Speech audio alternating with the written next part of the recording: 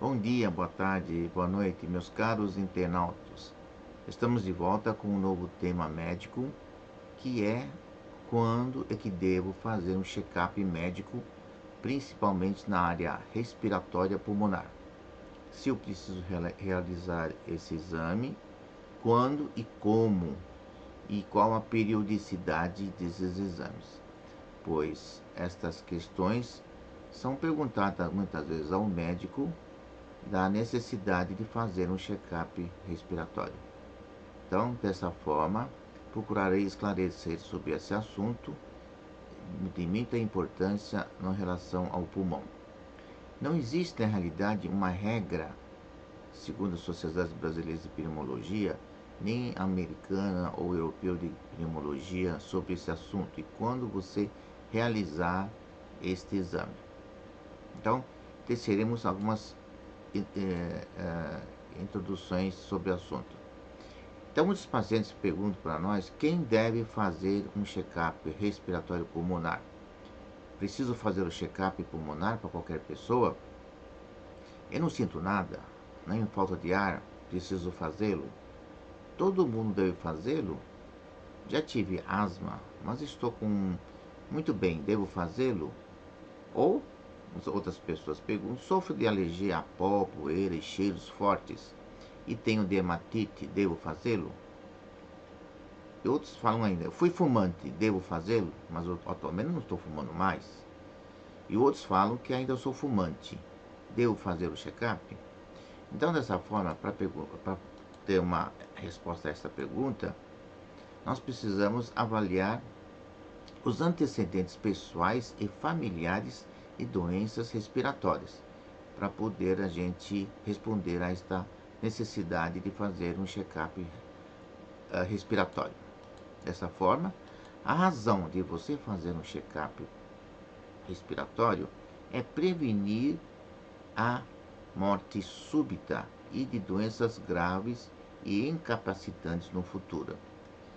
E muitas pessoas me perguntam: mas problema pulmonar causa morte súbita? Sim, ela é uma das causas também de pode acontecer morte súbita. Porque outros dizem: não, morte súbita pode acontecer nos pacientes com problema cardiológico, como infarto, arritmia. Mas a maioria dizem: não, acho que problema respiratório não provoca morte súbita. Para responder essa pergunta, existe realmente sim uma doença respiratória que pode provocar a morte súbita, que é a bronquite asmática ou asma brônquica. Por quê?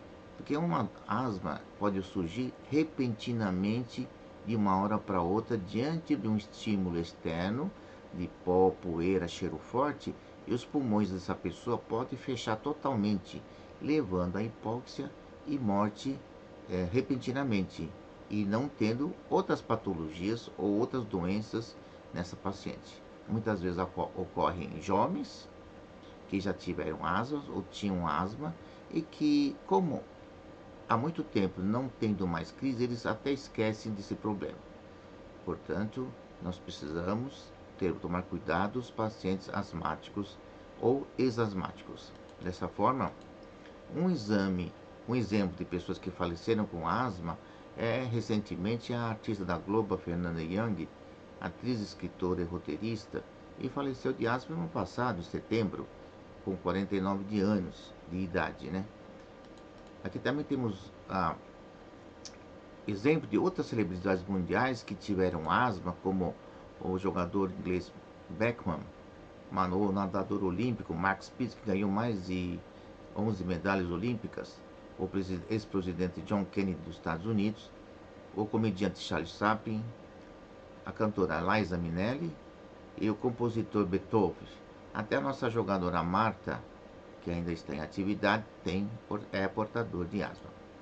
Portanto, resumindo, quem é que deve ser submetido a cheque respiratório pulmonar são pessoas ou familiares que tiveram essas doenças anteriores, ou seja, pessoas que tiveram rinite alérgica, sinusite, frequente ou não, pessoas que tiveram asma e bronquite alérgica, pode ser presente ou não, E as pessoas que tiveram pneumonias de repetição e agora ultimamente pneumonias por Covid-19, eles precisam fazer um acompanhamento pós-Covid. As doenças causadas pelo cigarro, que é DPLC e enfisema pulmonar, também deve ser feito check-up respiratório. As pessoas que tiveram familiares com câncer do pulmão, né, precisa tomar cuidado para fazer uma avaliação da possibilidade genética e hereditária. Pacientes que são fumantes crônicos, né, muitas vezes as pessoas falam que não, eu fumo há 20 anos, não tenho nada, não sinto nada, né? Mas essas pessoas que fumam ou fumaram muito tempo é que tem perigo no futuro. E as chamadas pneumoconioses são doenças do trabalho, ou seja, que as pessoas que trabalham em ambientes poluídos, que serão descritos mais adiante. E os processos alérgicos em geral, como dermatite, né, pessoas alérgicas a medicamentos. Essas são as pessoas que terão muito cuidado para fazer um check-up, necessidade de fazer um check-up respiratório pulmonar. O check-up respiratório pulmonar se inicia-se com uma história clínica, uma anamnese, que a gente sempre fala, né?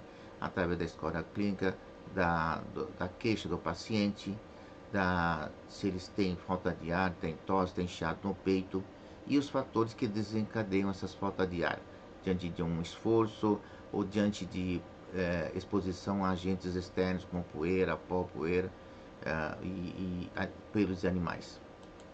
Então, todas essas pacientes o médico utiliza-se para diagnóstico, principalmente, o estetoscópio. O pneumologista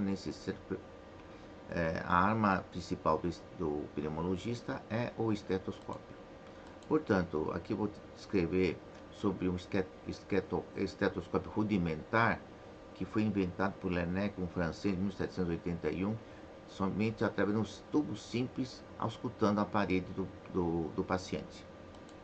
Depois, com a evolução da medicina, o estetoscópio foi tornando-se como é atual, e consiste em uma campânula e 2 auriculares, né?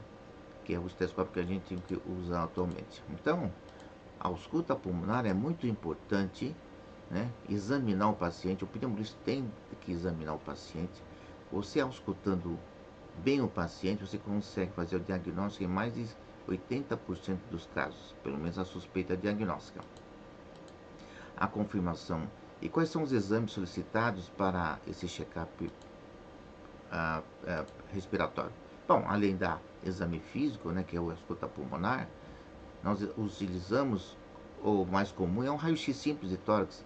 Então aqui vemos aqui lado esquerdo um raio-x de uma pessoa normal, pulmão normal, enquanto que nesse outro slide temos aqui a presença de opacificação no lado esquerdo, demonstrando presença de derrame. Portanto, raio-x simples é um exame simples, barato e está disponível em qualquer lugar do Brasil e do mundo, mesmo nas periferias. O exame bastante importante solicitado no check-up respiratório são as tomografias do pulmão, que consiste na introdução desse aparelho arredondado, e o paciente é deitado nessa maca, introduzido no meio desse tubo, fazendo com que a radiação emitida nesse tubo seja passada através do tórax, né? E a tomografia necessita o uso da radiação, né? Enquanto que outro exame solicitado, a ressonância magnética do tórax, ele tem o mesmo princípio, só que em vez de ter radiação, eles usam ondas magnéticas penetrando no teu tórax para avaliar a presença ou não de tumores ou doenças respiratórias. E o exame mais solicitado do exame respiratório é a espirometria, o teste de função pulmonar. Em que consiste? Consiste em colocar o paciente respirando nesse tubo, e o ar é analisado nesse aparelho, onde vai ver as funções pulmonares, fechando com o clipe do nariz para evitar a saída dela. Dessa forma, ele vai produzir essas ondas de respiração, e isso consegue avaliar se o paciente tem obstrução ou não, e que tipo de obstrução, ou seja, para explicar a falta de ar.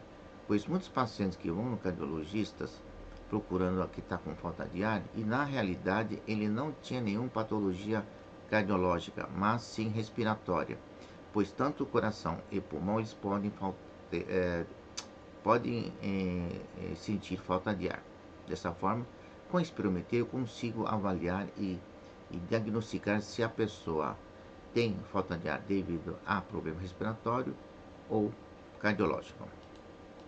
E outros exames também solicitados bastante na pneumologia é a broncoscopia com biópsia.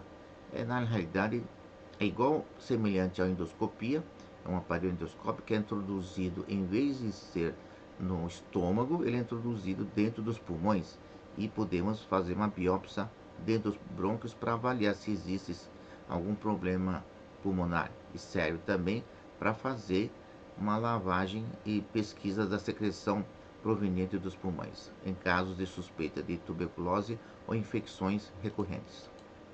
Outro exame bastante utilizado também é essa máquina de cintilografia perfusão, para ver se o pulmão está presente, com deficiência devido ao trombos, ou seja, coágulo dentro do pulmão. Então, utilizamos esse aparelho que, ele, através da medicina nuclear, ele vai avaliar a circulação do pulmão. E hoje, o exame mais premente, hoje mais moderno, esses PET-CT, que é um exame semelhante à tomografia ou ressonância, o aparelho é quase semelhante com essa marca que é introduzida aqui dentro. Ele vai principalmente verificar o que? Para rastreamento do câncer, se o paciente tem um câncer ou não, e para fazer a evolução do tratamento do câncer. E os exames laboratoriais específicos da área de pulmonologia são os testes alérgicos, os anticorpos IgG, IgA, IgM, IgE e os IgE específicos e outros também.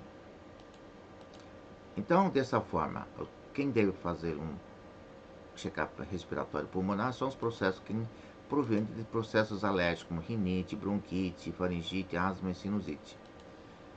E dessa forma, essas pessoas que têm rinite, ou têm coriza frequente, ou tem problema de cefaleia, dor de cabeça e febre devido à sinusite, como mostra aqui os seios paranasais, tá? Esses de cor amarelada, que são secreção purulenta, provocada pela sinusite.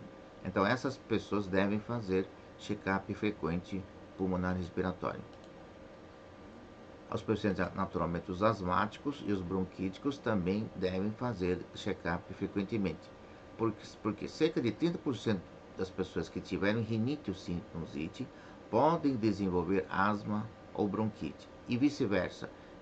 As pessoas que tiverem asma e bronquite também podem desenvolver rinite e sinusite, porque na realidade são doenças do mesmo grupo, ou seja, provocadas pela alergia.